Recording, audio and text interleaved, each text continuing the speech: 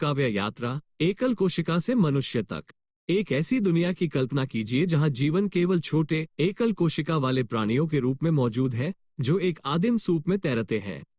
ये पृथ्वी अरबों साल पहले की थी और इस सरलता के भीतर एक आश्चर्यजनक परिवर्तन के बीच पड़े थे, जटिल बहुकोशिकीय जीवों का विकास, जैसे हम। अध्याय 1, पहली चिंगारी। हमारी यात्रा प्रोकैरियोटिक कोशिकाओं के उद्भव के साथ शुरू होती है, जो आनुवंशिक सामग्री के सरल बैग होते हैं जो एक झिल्ली से घिरे होते हैं। ये प्रारंभिक जीवन रूप बैक्टीरिया और आर्किया की तरह कोशिका विभाजन के माध्यम से पुनः पेश करते थे, अपनी जीन को भावी पीढ़ियों को पारित करते थे। लेकिन इस प्रतीत होने वाली स्थिर प्रक्रिया के भीतर एक क्रांतिकारी बल पनप रहा था, उत्परिवर्तन। अध्याय 2, संभावना की शक्ति। उत्परिवर्तन आनुवंशिक कोड में आकस्मिक परिवर्तन होते हैं, कभी कभी लाभदायक, कभी कभी हानिकारक और अक्सर तटस्थ। लेकिन जीवन के विशाल टेपेस्ट्री में यहां तक कि प्रतीत होने वाले महत्वहीन उत्परिवर्तन के गंभीर परिणाम हो सकते हैं। एक अवसर उत्परिवर्तन जिसने एक कोशिका को पोषक तत्वों को बेहतर ढंग से अवशोषित करने की अनुमति दी, उदाहरण के लिए अस्तित्व की दौड़ में उसे थोड़ा सा बढ़त दे सकता है। प्राकृतिक चयन पहिया लेता है। ये लाभ, हालांकि छोटा है, पीढ़ियों से बढ़ जाता है। लाभकारी उत्परिवर्तन वाले जीवों के जीवित रहने और पुनः उत्पन्न होने की अधिक संभावना होती है, अपने लाभकारी जीन को अपने वंश को पास करते हैं।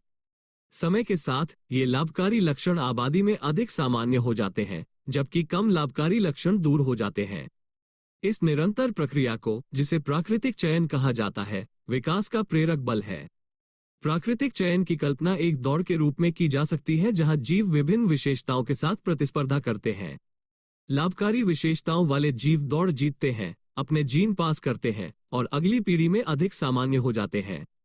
कम लाभकारी विशेषताओं वाले जीव पीछे रह जाते हैं और समय के साथ गायब हो सकते हैं।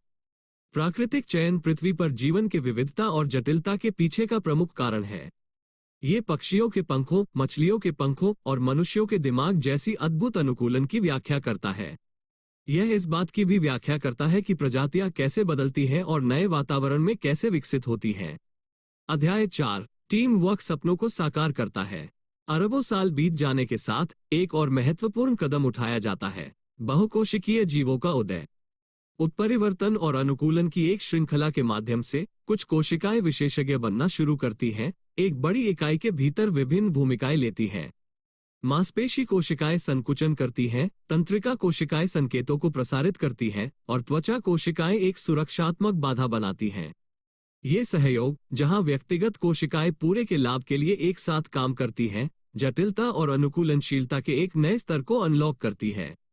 बहुकोशिकीय जीवों के उद्भव विकास के इतिहास में एक महत्वपूर्ण मोड़ था। इसने जटिल जीवन रूपों के विकास का मार्ग प्रशस्त किया, जो पृथ्वी पर हावी होने के लिए आगे बढ़े। अगले अध्याय में हम देखेंगे कि कैसे प्राकृतिक चयन और सहयोग ने मिलकर विभिन्न प्रकार के अद्भुत जीवों को जन्म दिया है जो आज हमारे ग्रह को आबाद करते हैं। कैम्ब्रियन विस्फोट। लगभग 541 मिलियन वर्ष पहले जीवाश्म रिकॉर्ड एक नाटकीय विकास गतिविधि का खुलासा करता है, जिसे कैम्ब्रियन विस्फोट के रूप में जाना जाता है। इस अवधि के दौरान बहुकोशिकीय जीवों की एक चौंकाने वाली विविधता सामने आई, जिसमें समुद्र तल पर घूमने वाले ट्रिलोबाइट्स से लेकर मछली और कीड़ों के शुरुआती पूर्वजों तक शामिल थे। ये तेजी से विविधीकरण कई जगहों और वातावरणों पर कार्य करने वाले प्राकृतिक चयन की शक्ति का प्रमाण है। अध्याय 6, विकासवादी सीढ़ी चढ़ना। कैम्ब्रियन विस्फोट एक लंबे नाटक में सिर्फ एक अधिनियम था। सैकड़ों लाखों वर्षों से जीवन लगातार विकसित होता रहा, भूमि पर विजय प्राप्त करता रहा, हवा में उद्यम करता रहा और अंततः कशेरुकियों को जन्म दिया। ये जानवर अपनी रीढ़ की हड्डी और आंतरिक कंकाल के साथ एक नई चपलता और अनुकूलनशीलता रखते थे। अध्याय 7, स्तनधारियों का उदय। लगभग 200 मिलियन वर्ष पहले सिनेप्सिड्स नामक कशेरुकियों का एक समूह डायनासोरों की ओर जाने वाले वंश से अलग हो गया। इन प्रारंभिक स्तनधारियों में फर था, जिससे उन्हें अपने शरीर के तापमान को नियंत्रित करने में मदद मिली और जीवित जन्म हुआ, जिसने उनके वंश के लिए अधिक सुरक्षा प्रदान की। ये अनुकूलन महत्वपूर्ण साबित हुए जब डायनासोरों का 66 मिलियन वर्ष पहले विलुप्त हो गया, स्तनधारियों के उदय और विविधता का मार्ग प्रशस्त किया। अध्याय 8, हमारी अपनी कहानी। जो वंश मनुष्यों की ओर गया, वो अंततः प्राइमेट से उभरा, जो कि वृक्षीय स्तनधारियों का एक समूह है। द्विनेत्री दृष्टि, हाथ पकड़ने और बड़े हुए मस्तिष्क के आकार जैसे महत्वपूर्ण अनुकूलन ने हमें नए पारिस्थितिक निशर्स का उपयोग करने की अनुमति दी और अंततः पेड़ों से नीचे उतरकर अफ्रीकी सवाना पर सीधे चलने की अनुमति दी। अध्याय 9, मानव साहसिक कार्य। होमो सेपियंस का विकास, हमारी अपनी प्रजाति, एक ऐसी कहानी है जो अभी भी लिखी जा रही है।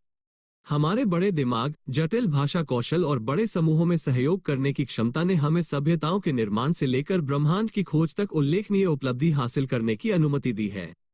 उपसंहार, एक यात्रा बिना अंत के।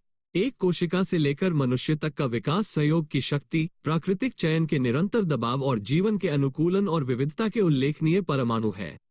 जबकि हमारी यात्रा एक आदिम सूप में शुरू हुई हो सकती है, यह आज भी जारी है, जैसा कि हम अपने स्वयं के भविष्य और पृथ्वी पर जीवन के भविष्य को आकार देते हैं। यह एकल कोशिका से मनुष्य तक की महाकाव्य यात्रा की सिर्फ एक झलक है। इस कहानी का प्रत्येक अध्याय आकर्षक विवरण, चल रही वैज्ञानिक खोजों और खुले सवालों से भरा है जो हमें लगातार रोमांचित और प्रेरित करते हैं। जैसा कि हम अपने अतीत के बारे में अधिक सीखते हैं, हम खुद को और ब्रह्मांड में अपने स्थान के बारे में एक गहन समझ प्राप्त करते हैं। हमें याद दिलाते हैं कि हम सभी समय और संयोग के सूत्रों से बुने हुए एक भव्य विकासवादी टेपेस्ट्री का हिस्सा हैं।